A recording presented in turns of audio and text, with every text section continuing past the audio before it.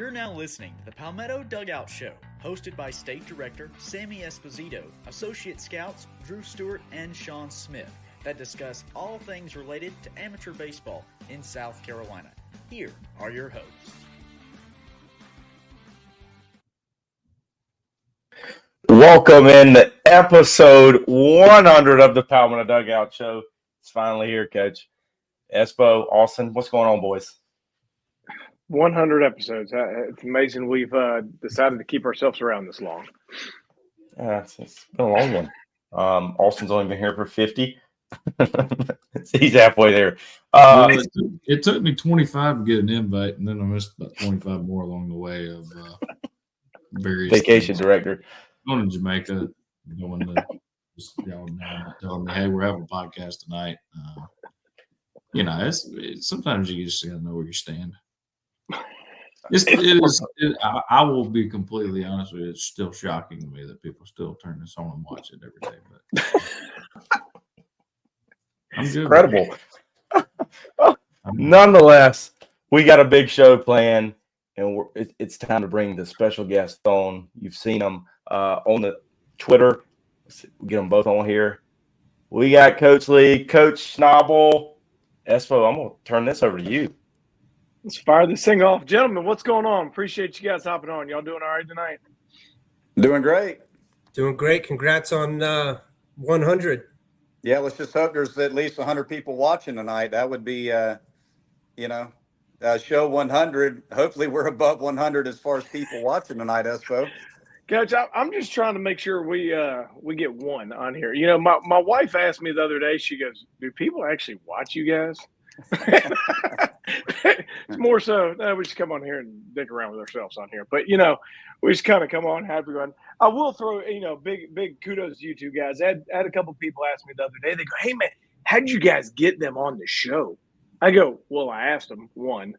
I just asked those guys. I go, but, it's kudos to you guys to coming on here and being able to talk about the great state of South Carolina and the opportunity that these players and these families have and provide. So big shout out, big thank you to you guys hopping on here tonight. I know it's kind of y'all's downtime and you get a chance to get away, and here you guys are doing something else, doing a little bit more work and hopping on. So appreciate you guys hopping on here and taking time out of your downtime out of your busy time to hang out with us Slappies here on this wonderful Tuesday night.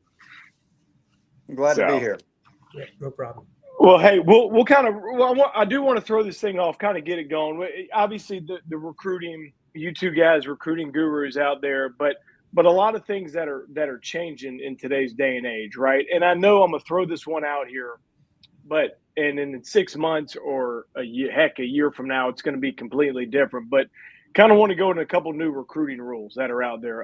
One that obviously it started last year, but went into effect, this recruiting shutdown that's happened. And I know it's probably good for you guys and probably good for the players, but kind of let both of you guys touch on a little bit about this recruiting shutdown and what it means. Because I know you still don't truly grasp what it means and kind of the time frames of there's multiple times of the year, but kind of let you guys start this thing off and kind of talk about it both y'all's way on this one.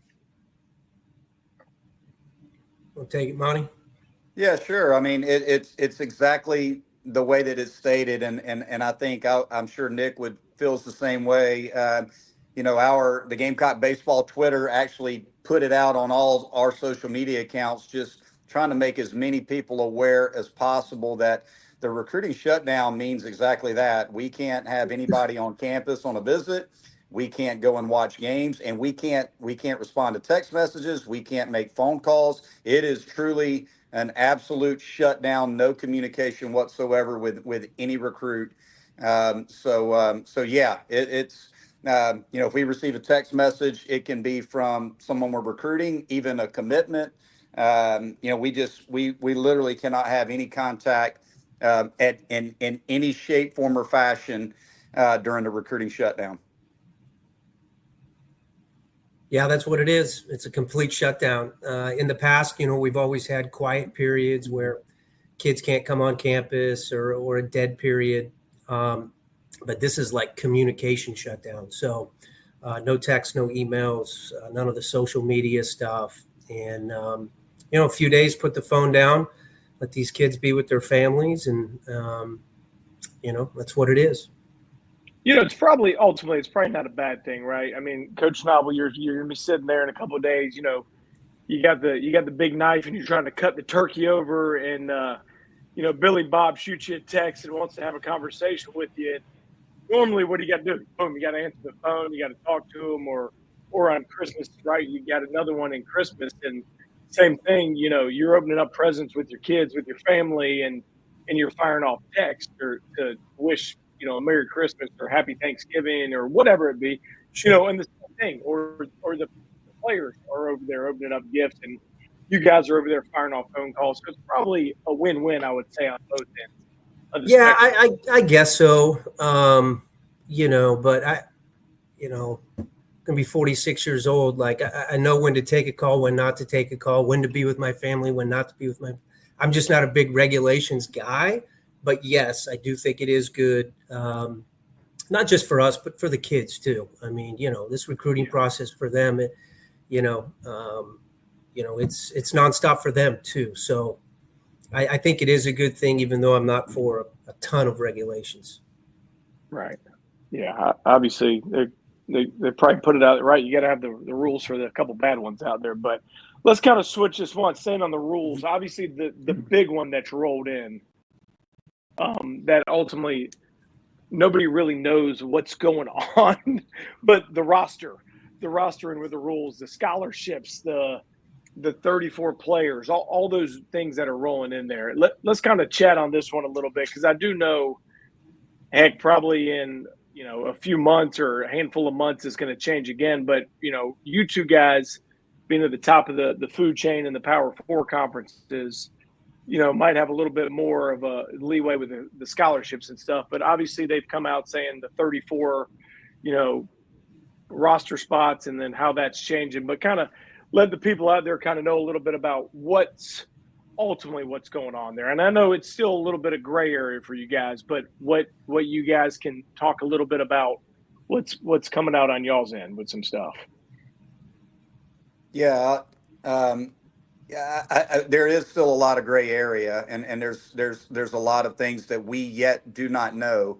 The only thing that we do know is that there's going to be an increase in scholarships, which is a good thing for college baseball. We've been at 11.7 for so long, so to give opportunities for young men to have more opportunities for scholarships is huge for our sport. I think everybody agrees with that. We do know that we're going to have to be at 34 roster spots. We're at 40 this year. We'll be at 34 next year. I think the biggest questions that we still have as coaches that we don't know how many scholarships we're going to have quite yet. There's been a lot of talks at the athletic director and president level, but it's still up in the air as far as for the conferences, how many scholarships we're actually going to be able to have. And we also do not know when do we have to be at 34 on the roster. Is it going to be the first day of class in the fall? Is it going to be before the season starts? There's still that area is still gray, but we know we're going to be at 34, and we know there's going to be an increase in scholarships. We just don't know how many scholarships there's going to be and when we have to be at 34 on the roster. And I think that's a great point, right? But you're making there, like, right? I think a lot of times, like, families or kids out there, because they'll ask us, they go, "What's going on?" I'm like, I don't think the schools know, right? I mean, like, y'all are still kind of flying by the seat of your pants a little bit when it comes down to it. Like, you're still recruiting, you're still trying to commit players, you're still trying to build rosters, but you don't really know what's ultimately out there when it's all said and done.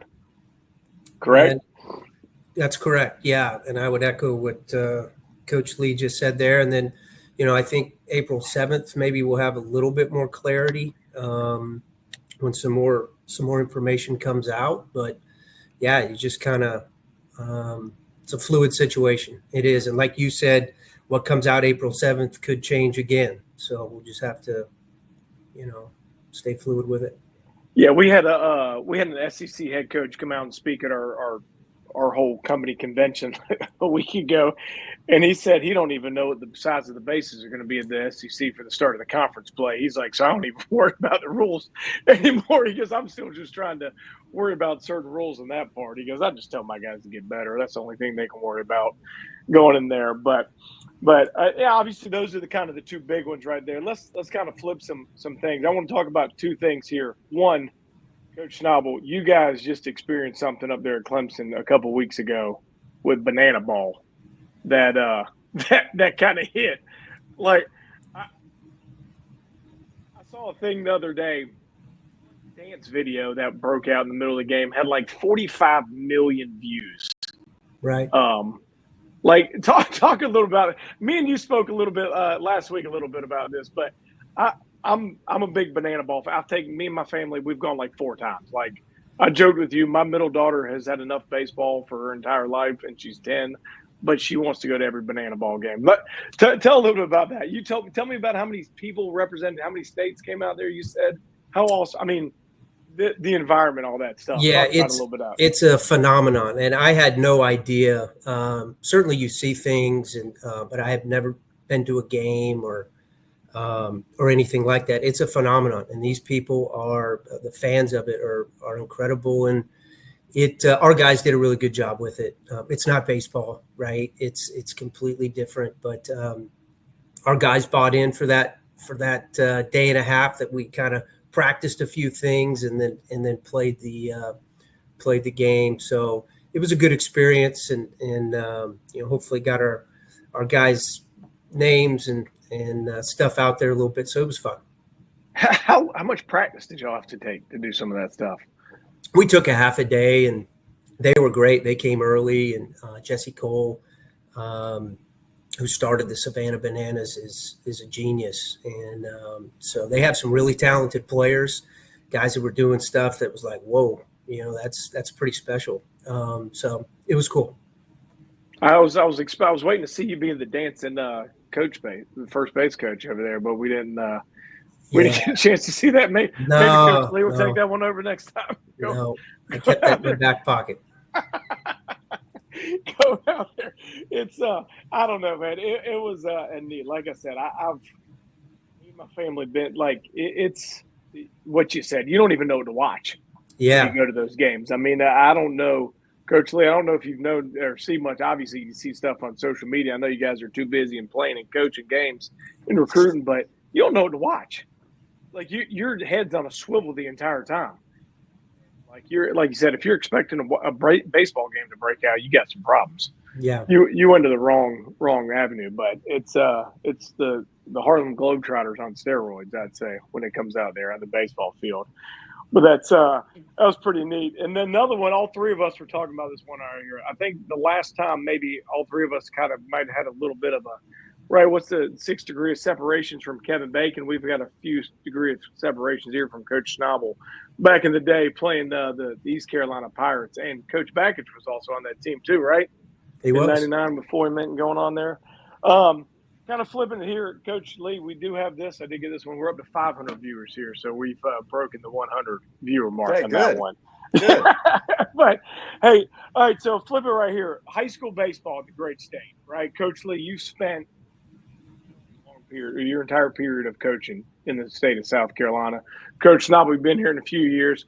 Kind of let you guys kind of talk about the state of South Carolina, right? We joke all the time with a lot of our stuff we put out there, little old South Carolina, blah, blah, blah. We just more so do it for fun, but we always do feel like we get overlooked a little bit. We do think we got good players here, but just kind of right from the coaching standpoint, right? The high school coaches, the time and energy, we open up a whole period in the fall, for the players to work with their coaches and get work done and develop. And just from the atmospheres, kind of give you guys, time. Coach Lee, you started off right here, but kind of talk a little bit about driving baseball in this great state and how it kind of helps build both of y'all's programs, from the inside out with everything.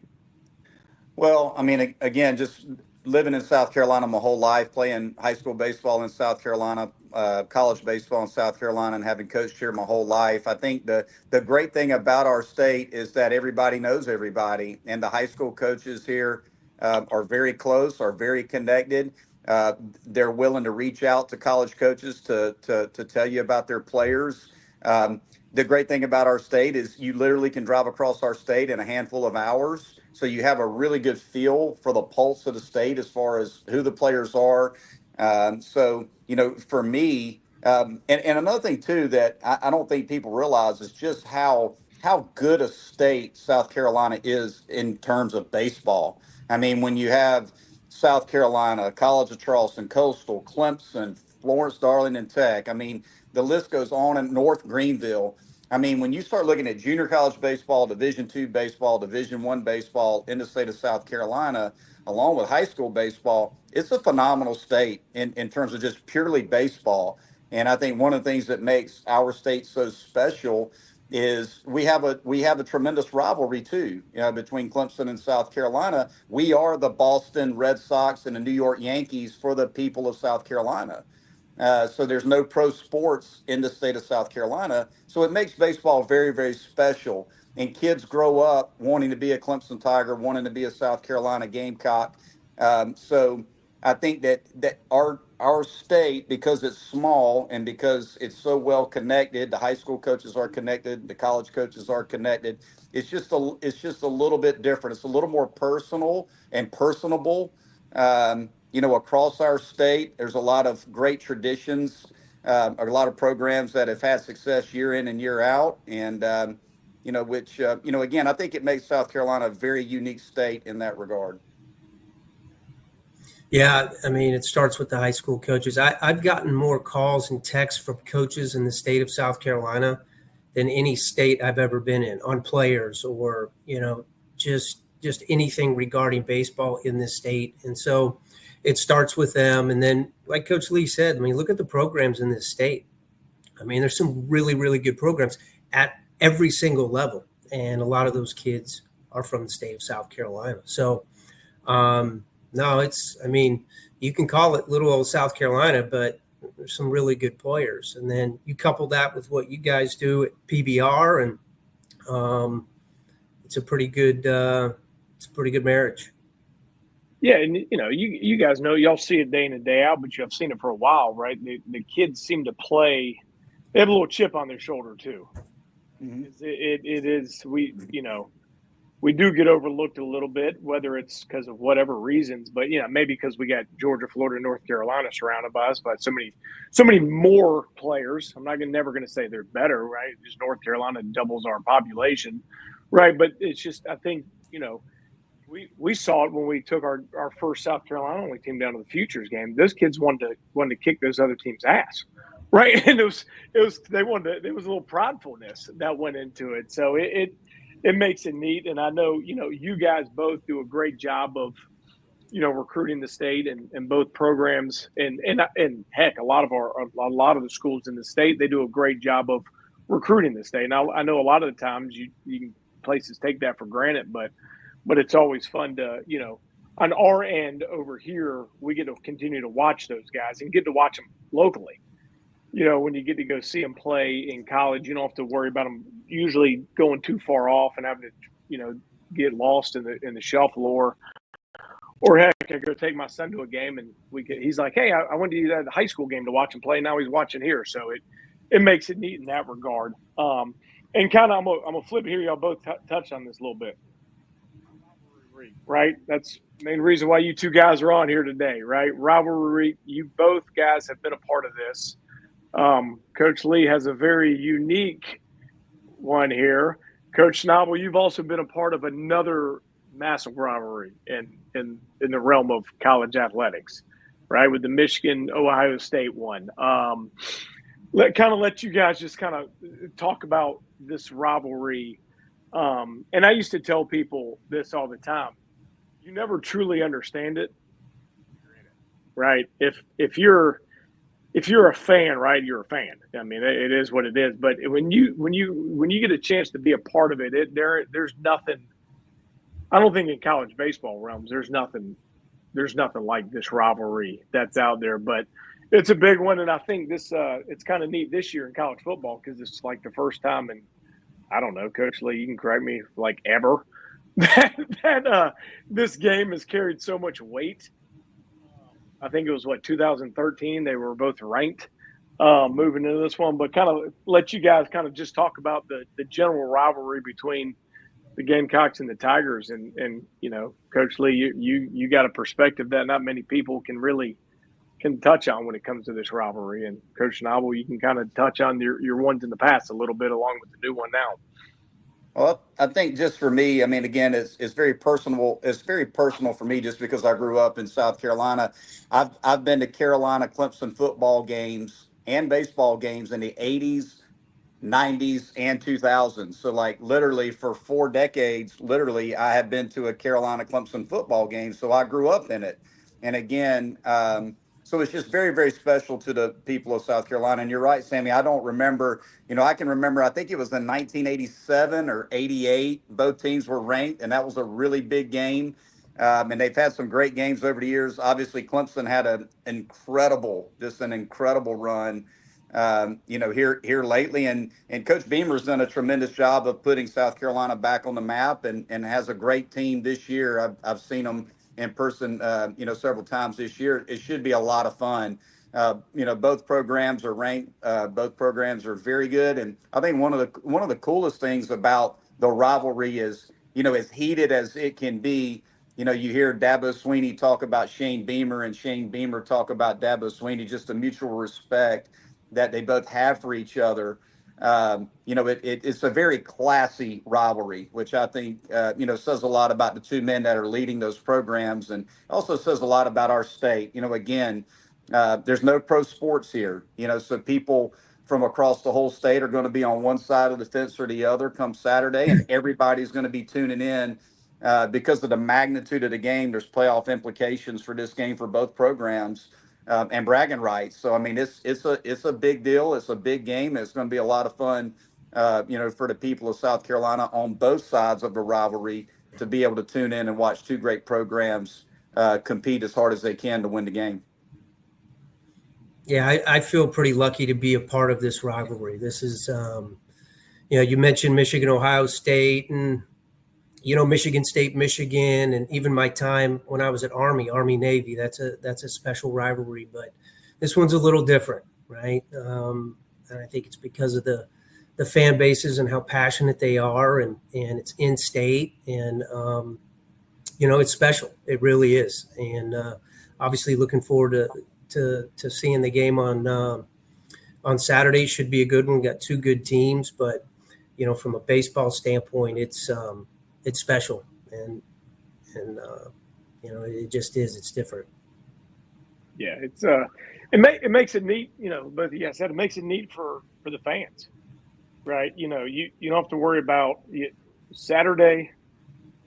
Kickoff's at noon this year, right? I mean, it's going to be, there's probably going to be some good family ties on Thursday or Friday, and then like half the family's probably going to split and want to hate each other and kill each other for part of the day, and then move on. But it's it makes it fun to watch and the enjoyment, and it makes it even better this year because you got two really, really good teams that are going at it with, I don't know, I guess the bowl stuff's coming out tonight, but with maybe some outside shots for both these teams to get into the playoffs picture. So somebody can really ruin somebody's season this Saturday, which makes it neat. Hey, one last thing before we kind of get you guys before you go, Coach Lee, kind of your children are old and they've on the female side, so never had to really kind of go through the prep baseball side of everything. But you've done it more so as a college coach, college recruiter, as a head coach.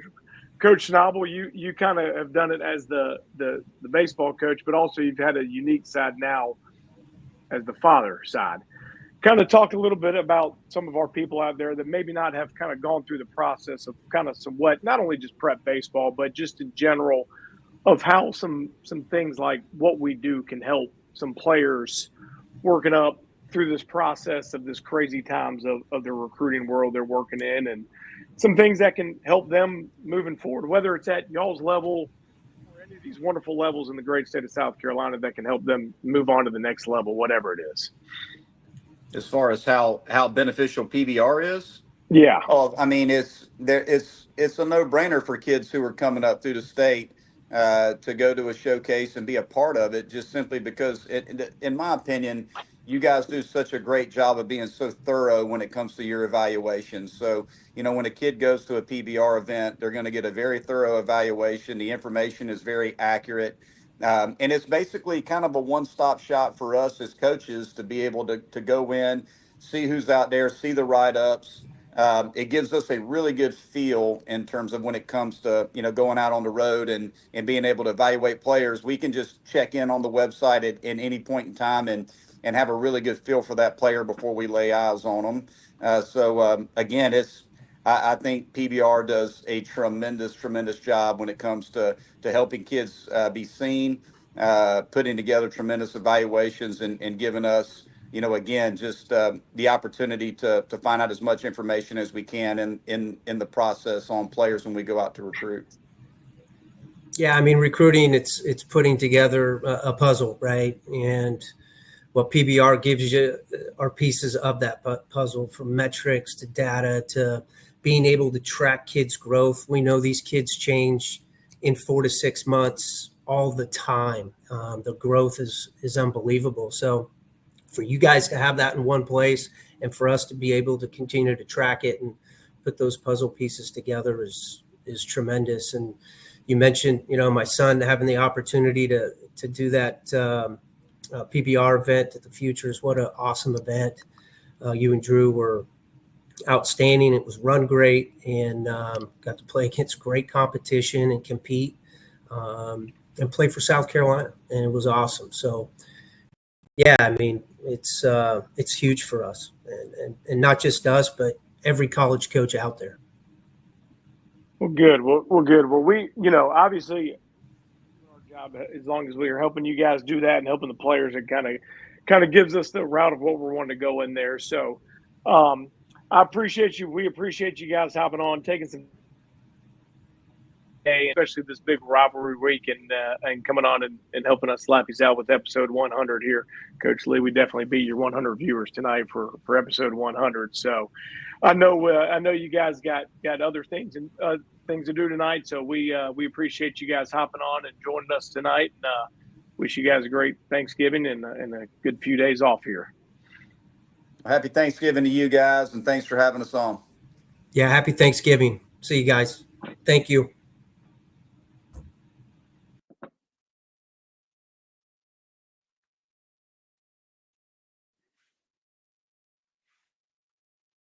You're muted. I know I'm muted now. Boys, I'm watching the rankings. The Gamecocks came in at 15. We're still waiting on the Tigers to come in here. Looks like the Tigers are going to be 12th if it pops up. Austin might see it before I do. They're taking too long. Anyway, will be ranked or not? No, I didn't know. They're 12th. The Tigers are 12th. Mm-hmm. So it's 12 versus 15 this weekend. The winner is going to get in the playoff. Watch out. Let's get to some business here. Upcoming events, Coach. What you got? Bang, Coach, they're rolling in hot. We got obviously 2 weeks. Big Scout Day with PD Scout Day down in Florence with Florence Legion Group. Derek Urquhart and the boys down there, and then the following Saturday, the 14th, down to Conway for our first hitting update. Kind of our just a hitter only event rolling into that one. Kind of a neat new one down there. We're going to roll down to Conway to have those guys just hit all day long. Then take a little bit of time off and flip it to the new year. Then we'll roll into January 18th for our first preseason ID / Rising Stars event. We'll kind of run that one together. Open that one up here at Carolina Playmakers in Columbia. And then the following weekend, right, the big one, the big 2 preseason All-States, the 25th and 26th. Our first one preseason South down in beautiful Shipyard. And then the second day we'll burn up the road highway. The boys stay in Chester at Drew's parents' house. Austin will be fired up for that one. Gang will be fired up.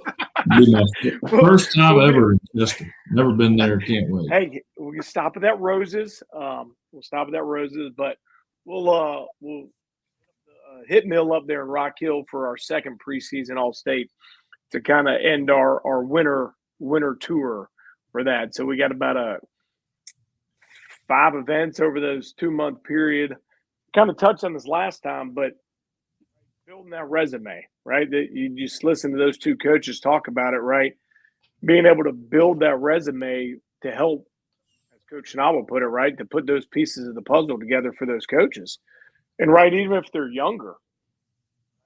I talked about this before, but when Coach Vitello came and talked to our group a couple of weeks ago, he talked about being able to build their list when that time comes, and using our site and using our data and using those videos and all that stuff to get in there. But also selfishly for the players outside of the recruiting, and then for us of what we do, being able to start build that process to work for those Team South Carolina events, right? Again, Coach Schnabel hit a little bit with his son, but come to the events early on. It starts in the winter and rolls in the beginning of the summer, and obviously also throughout high school coverage, but right, rolls into Team South Carolina with the JFG. The border battle starts with the border battle in the summer, then the JFG, the future game, the senior future game, super sophomore, and top prospect at the end of the summer. So all that starts now this winter. So it's a busy winter, and it makes it neat. Like we have a process of what our end goal is, what we're trying to get, right? We're trying to build those Team South Carolina teams, right? These players are trying to build their resume to help themselves get to the next level, but also get to those big Team South Carolina events to go play in those big time national stages, and hopefully be able to find a home and represent the state and go whip up on some other teams. That's the key. And get a bunch of cool gear along the way. You know what I'm saying? They can't ever go wrong with that one.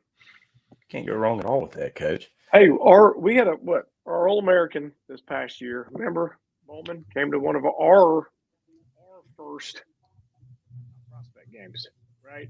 And that was after his freshman year. Hashtag we were first. After his freshman year, came and pitched and went off to football practice. Or did he come from football? I can't remember. I think he went to football. Yeah, he came in through 2 innings, shook our hands, thanks for coming, and went off to football practice, right? And worked his way up the steps. Obviously committed along the way, so he couldn't do the future games or stuff, but was dominant and blew the doors off, and was we were told was the best pitcher at the All-American game this past year. So, right, there's a process. And I will throw this one out there. We have our national event this winter, the Super 60. Right now, we have 3 South Carolina kids registered for that event with 2 other invites out there. So our boys waves across the national landscape, and it starts with them getting their names out there and doing stuff at the localized level and working their way up. The state's on the uptick, Coach. Till you get farther down the road, to be determined. We talked about this the other day, but nonetheless, make sure you're signed up for those events. Another big one here, Coach. High school preview show link is live. Coach Austin was right. Blake Rowland was the first to sign up. That means he gets the first show, or does that just mean he signed up first? No, he signed up for the last date on the sign-up sheet. Blake, what the heck, dude?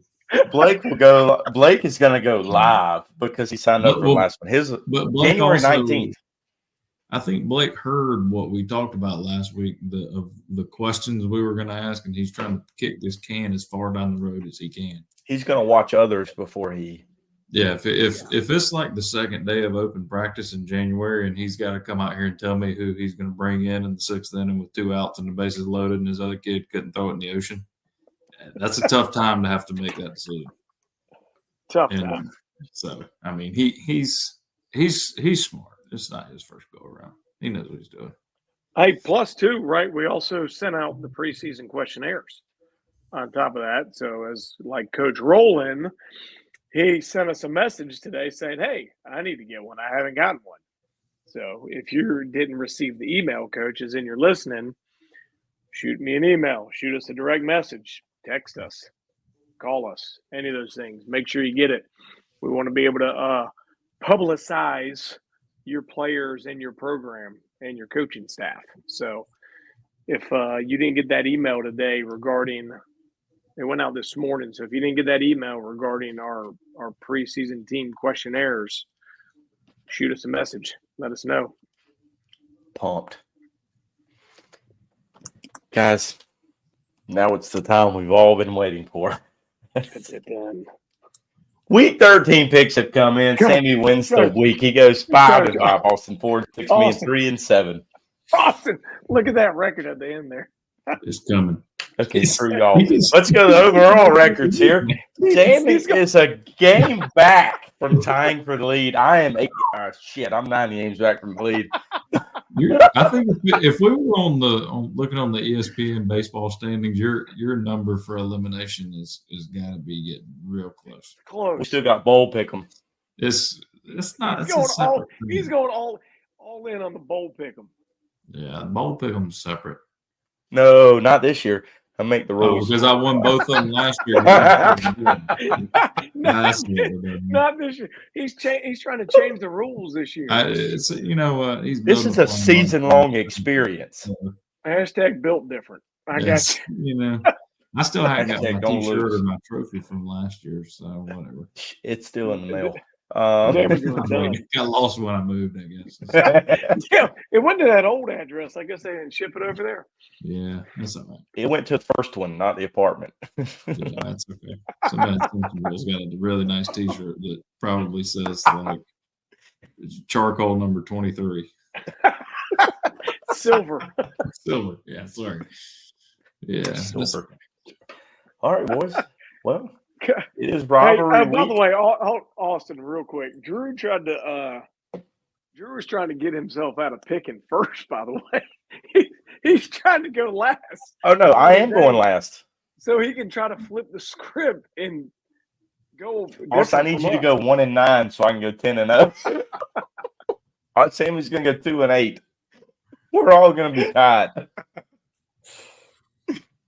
Wouldn't that be incredible? By the way, how about Mac Brown getting canned today? What's weird about that is I think it was last week or the week before when I picked North Carolina to win a game, I said he was going to retire. And then within like 3 hours of me saying that, he was like, "No, I'm coming back." And the AD was like, "Yeah, that's what you think." You're not. You're not coming back. You're done. I got a feeling, and obviously we're not there. We have no idea, but it kind of seems like the old, you can retire or we're going to retire for you. And he called it bluff, and the guy went bluffing. We're about to find out if that's a good thing to have your deadbeat head coach your final game too. We're about to find out because it's on the pick'em. Maybe his buyout was bigger than his retirement package. Maybe he's not vested in North Carolina. Maybe I don't know. Maybe his buyout was bigger. Who knows? Well, here's how this is going to work. Austin's going to pick first. Sammy's going to pick second. I'm picking last. First place man goes first this week. And here we go. There has never been a game where the rules change more. Yep, it changed today. We got to give the $100 a chance. We didn't even get the list of games that we were picking. Bull crap, you did. I didn't. He was on that text chain, correct, Sammy? No, I wouldn't. We got the Vienna sausages on. Right above the Vienna sausages, we have right here. Careful. Yeah. We have the stand-up weenies. We have you can't see it because nobody can see that. Nobody can see exactly. But I sent it to you. Go check your receipts. Coach, 18 cans of Vienna sausages. That's a whole pack. Nonetheless, if I win the regular season pick'em and the bowl pick'em, do we get 2 cases? How's that work? What are we doing here? You get 1 can of stand-up weenies. I think the loser gets a can of stand-up weenies. He has to eat them live on the show. Live on the show. I would puke. Final preview show, stand-up Winnie eating contest. I got to stop me. Loser eats the entire case. This is easy. Give me Florida. Oh, we just skipped. Oh, let me get to this. Florida travels to Florida State for a night game at Doak Campbell Stadium. Means nothing. Austin, you're going with Florida. Okay. Yeah. Sammy? Florida.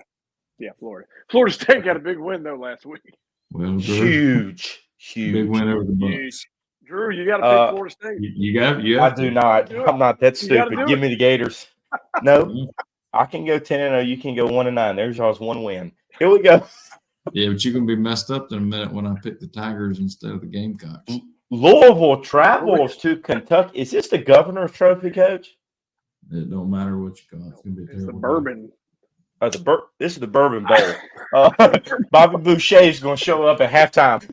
Coach Austin, what? Kentucky's playing a new quarterback. I think they're terrible.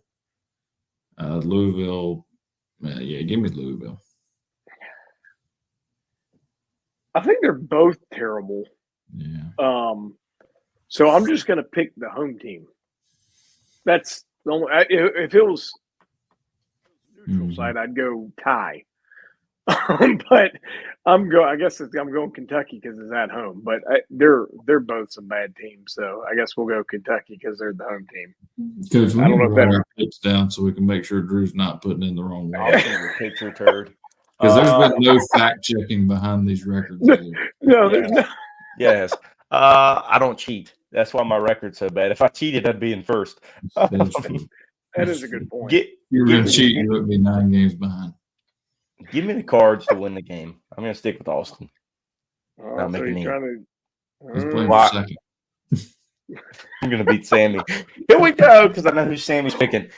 The Wolfies travel to Tar Heel country.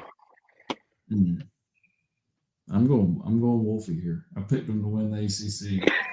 We just missed out on that one, Coach. They just missed. I think they've got a narrow path that does not exist.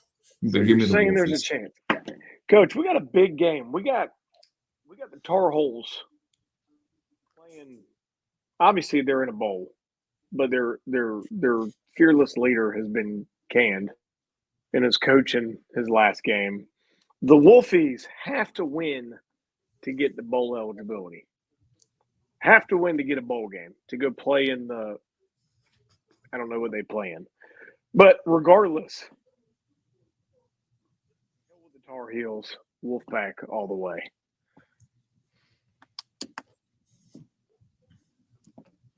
Coach Mack Brown's had an incredible career. Yep. He's an old man. Correct.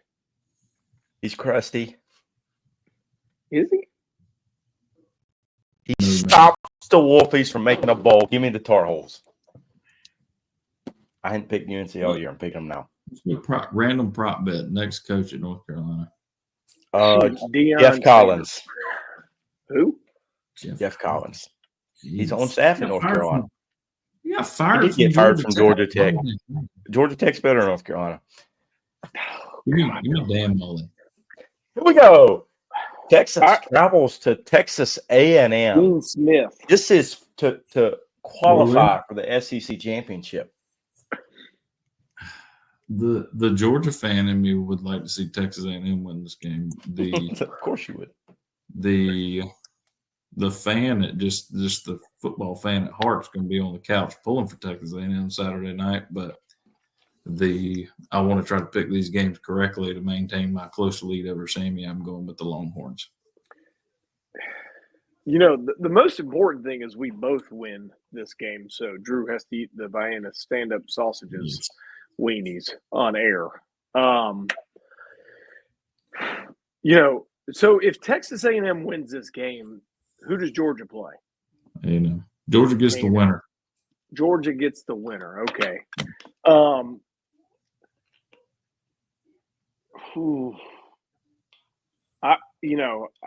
I really think the Longhorns are going to win, but there's part of me that wants to go with A&M, but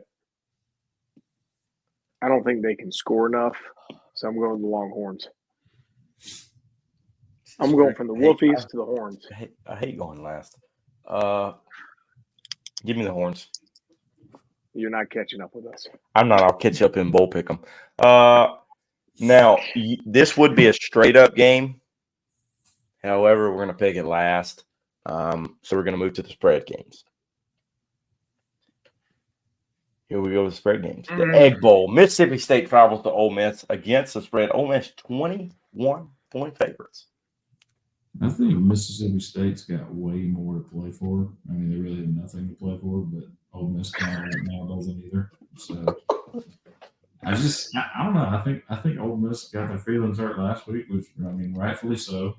But I don't know if Mississippi State's got enough manpower to win that game, but I think they keep it close enough to cover a 21 spot. Do they have enough dog in them? They'll piss on the goalpost. They got a lot of dog. A lot of dog there. Yeah, give me Mississippi State. Yeah, does Jackson Dart come back and redeem himself after what was that, his first career 2-interception game? Yeah, he had that window right there with, like, when they threw that pick too and it got overturned. He threw 3 picks in like a minute and a half of actual physical real life time. Like, that was tough. I feel bad for him. Yeah, I agree. You know, I think Ole Miss is going to win I think the Dogs cover. I do. I think they're atrocious. But it's one of those rivalry games that, you know, the Grove will be bumping, but I think Stark Vegas is going to be able to keep it close enough. Not that close, but Ole Miss wins by like 17. But they cover. Love y'all. Ole Miss covers, wins by 22. Why do you Not so fast. By 1? What? You always pick the team that cover by 1 point. Does it ever? Have we ever gone back and looked to see if they ever? Screw you. We're moving to the next game. Here we It's go, kinda like Austin. It's kind of like his fascination with picking the service academies too. He picks them every time, and they just get. Who likes Notre Dame?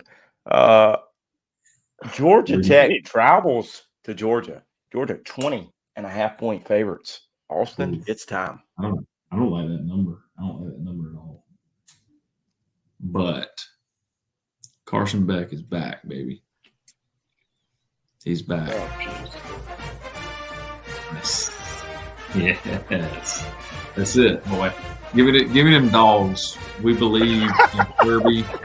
He got he's gonna find some way to spin it that they're ranked number 7 and nobody believes in him.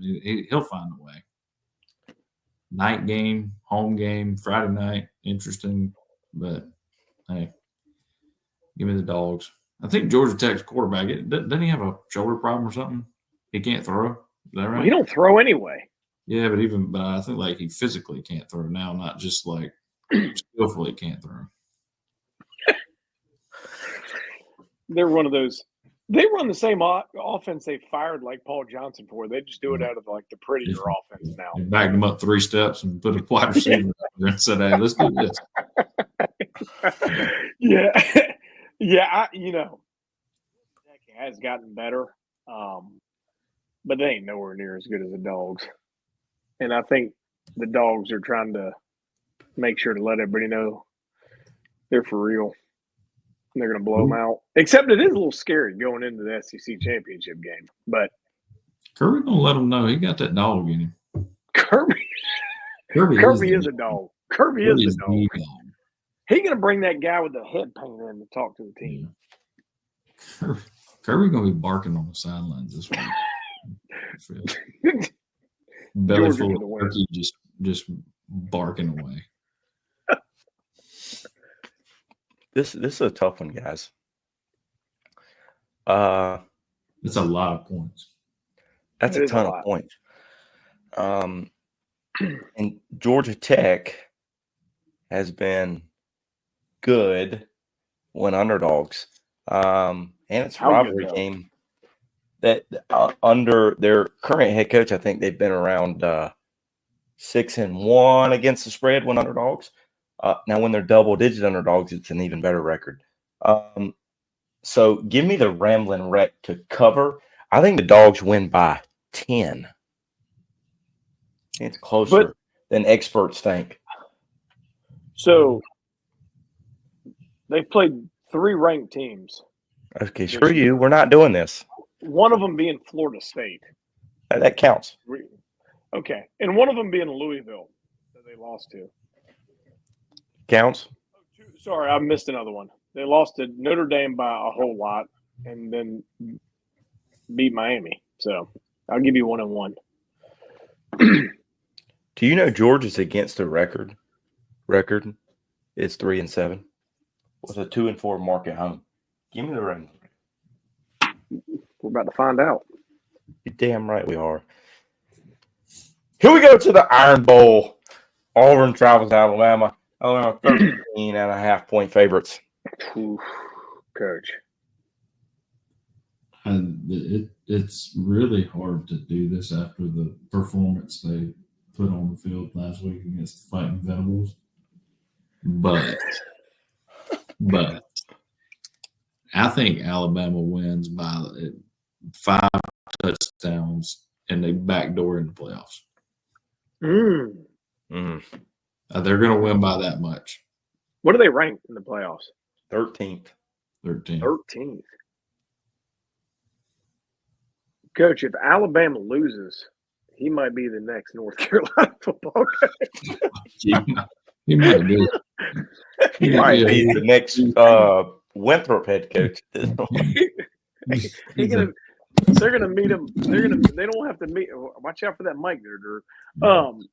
They won't have to meet him at the tarmac like they met Kiffin back in the day, but they just meet him at the tunnel and go. Might meet him before the clock runs out. I'm with Austin. I think Alabama's gonna. You know, they've done it this year. They've either been like by far the greatest team, or they're horrendous. And I think they bounce back, and they still got something to play for. So them boys are gonna whip up on them Tigers. I think they left them just close enough right there in the rank. I mean, they really just need to move up 2 spots. I mean, I think they could. And it's only 2 touchdowns. I ain't like we're talking about 3 touchdowns like them Dogs. And it's Auburn. That guy might be out of a job. If you stay off that phone, it's going to be an Ole Miss. Just saying. I think the Tide need to win big here. So I think they cover, and I think they're pulling for the Gamecocks.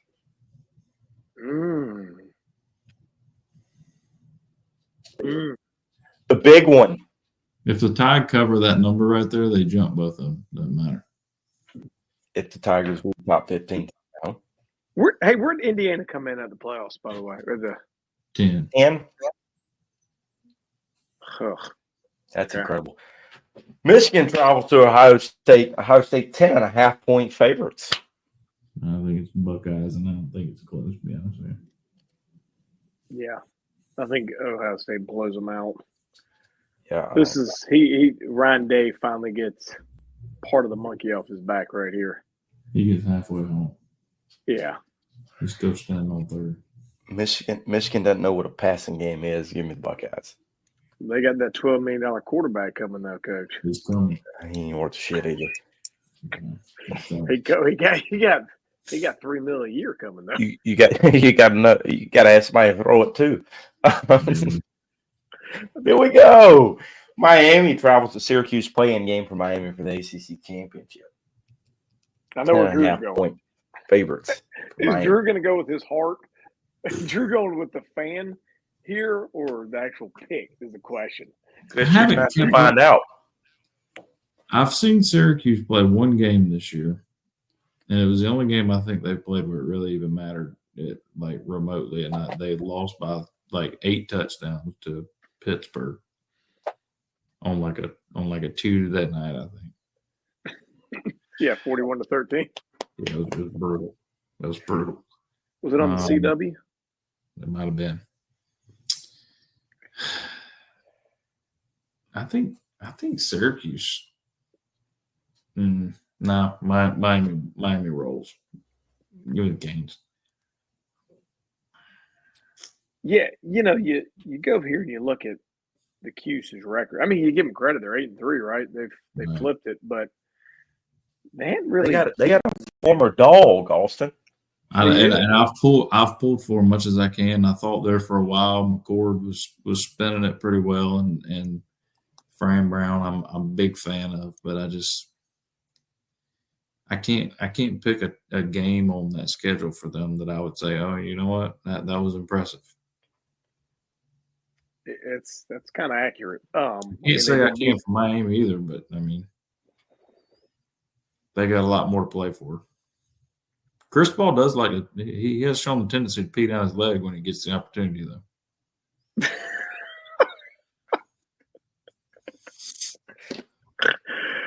I think Miami's got so much to play for right here because obviously, if they lose this, say goodnight. Right, they're playing the Gamecocks in the Gator Bowl. If they lose this one, so big win in a blowout fashion. Cam Ward solidifies some Heisman hopes here and squeezes the juice out of the orange. I mean, Miami's playing for an ACC title game spot, but they're also playing for a playoff spot. Yes, they win that game, they're probably in. I'm gonna shock you all. No, you're not. Give me the U to cover. Wow. He ain't giving them to win though. No, they're covering. They're minus 10 and a half. They gotta win to cover. Damn it! I'm joking. All right, the big one is here. The Gamecocks travel to the Tigers. Last time I looked, guys, that was 11 and a half when I looked. We could have done it against the spread if we wanted to, but it would not have been. It's down. It opened at 11 and a half. It's now 2.5. I should have put it on when it was 11 and a half. It opened at 11 and a half? Yes, sir. It opened at 11 and a half, and I checked that on Sunday when I looked for these games. Where did it open at, China? No, it opened at MGM, whatever the hell it is. How did we Caesar's Palace. Coach, I don't know. However, it is possibly a playoff spot.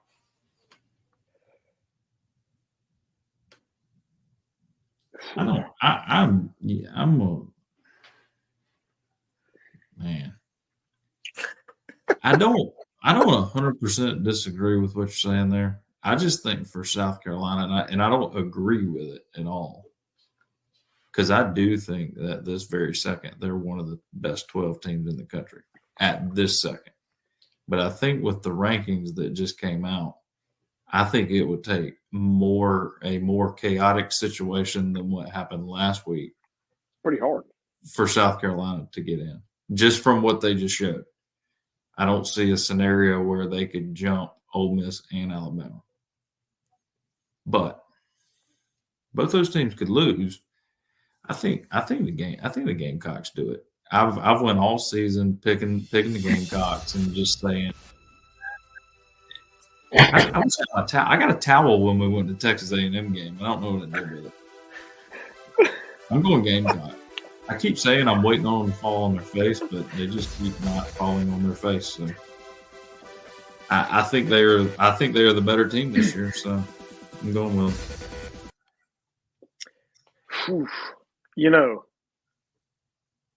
I think this is the first time since 2013 they've both been ranked in the AP poll. Is that right? Yeah. No.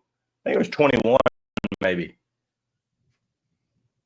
I don't think they've ever been playing for more on the line. The possibility. I would agree with that statement. I text Drew in the only game I've went to of either of these teams. Went a family outing to the wonderful Gamecock game against LSU.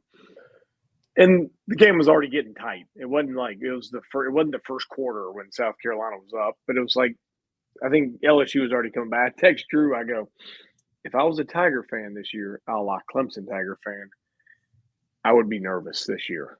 I said, I'm not saying they're going to beat them, but I would be extremely nervous. This is the first time I think South Carolina had players to beat them.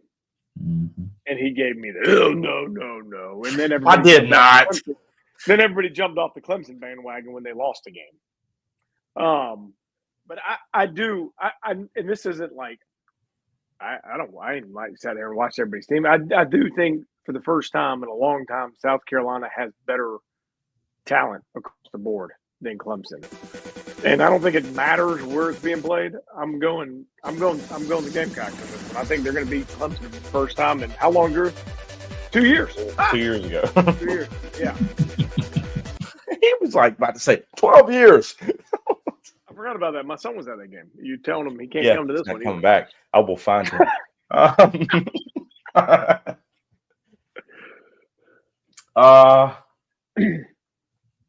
We should have done against the spread. I might have had a different pick. 2.5.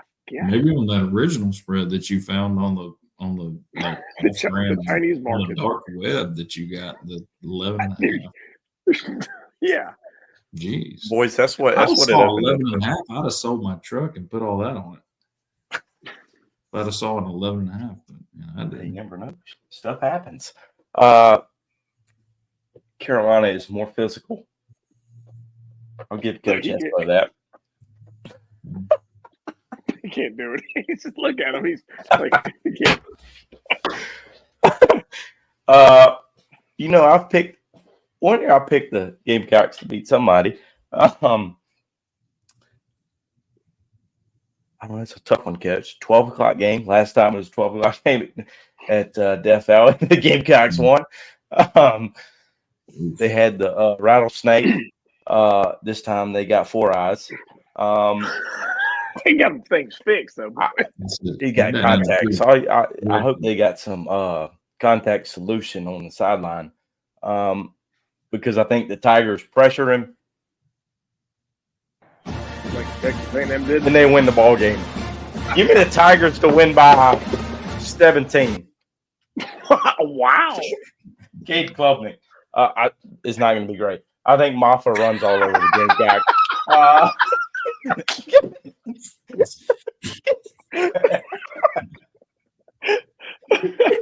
Give me the Tigers. I just, the only thing I hope for this weekend, I can care less who wins this game, but if Clemson starts losing, I can't wait to hop on Twitter and see the coaches and the high school coaches in our state that are avid Clemson fans want to burn down the place. If Clemson loses this game, Cade Klubnik might as well transfer to Wofford, and Dabo's going to be. He's going to transfer to North Carolina. Dabo's going to be selling. You're going to play for Dabo.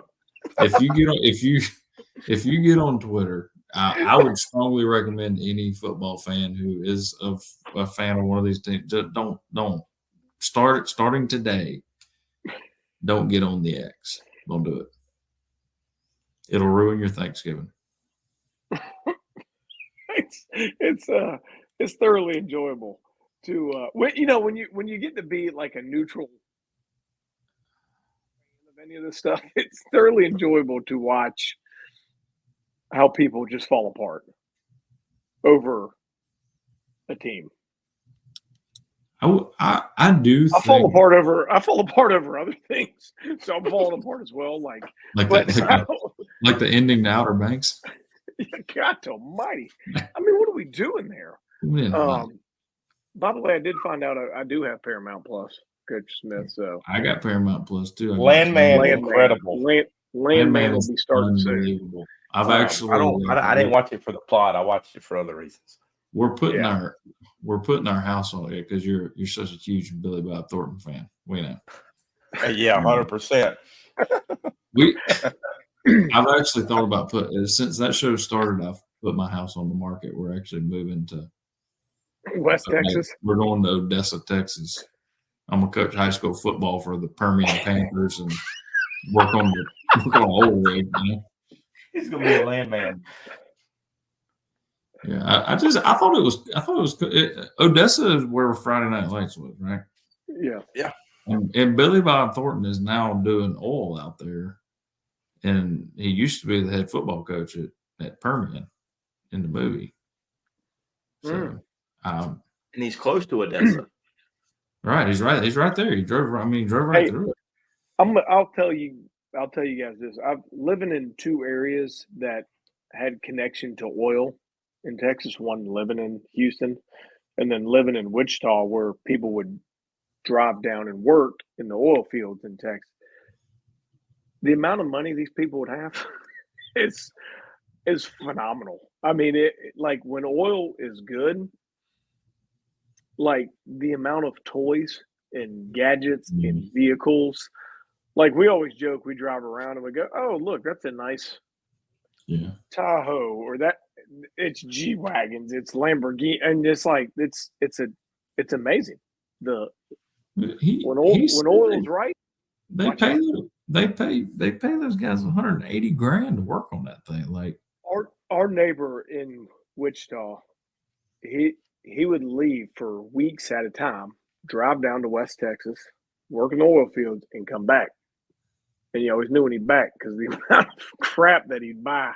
New car, new boat, new this. Like, I mean, the only thing that you can do here to make that kind of money is like manage the car wash at the Buc-ee's.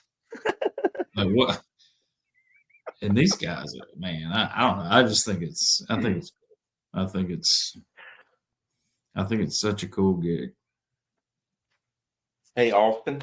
Well, my man cut his finger off. That hurt though. I kind of. I ain't even started it yet. So let's it's like stop. I thought you'd already watched it. Sorry. No, I told you I realized. You just found out. I got a. He's got some of that oil money. He bought that subscription. So what? Subscription. Somebody must have bought one. If you get on there right now. Are we running Black Friday deals on the website? We're running some Black Friday deals. Thank Austin. You know, because Paramount my money guy. We're not running on the subscription. We're running on our winter events. So check the website, check your emails, check the Twitter page. Friday through the weekend. I haven't checked any one of those three, but I will be actively Harbor Freight, Lowe's, Walmart, all those places. Guess who got an invite to the tailgate? Sammy. Unbelievable. I'm not coming. I don't know if I'm going. I don't know if I'm attending. I don't know if we've secured tickets yet. So I got 10 pounds of chicken wings that's going in the smoker. Y'all aren't. I'm not coming. So especially if you told me all the random things that you cook at your tailgate. I just gotta stay away from that tent up there. If you know what I'm saying, Austin. No, you got that tent. Skunk boy over here is tough. Hold on, boy. Tent built. Why you still got it down here at the bottom of the screen? We're still talking about it. Legitimately, what do we think the percentages are that the winner of the game makes the playoffs? I think if the Tigers win, I think it's about 60. I think if the Gamecocks win, it's about 40. So the Tigers, if they win, they both need Alabama to lose. Clemson's ahead of Bama. Yeah, I think Clemson still is going to need help from somebody above them losing. I agree. I think I honestly think if Miami beats SMU in the ACC championship, Clemson's in. You think SMU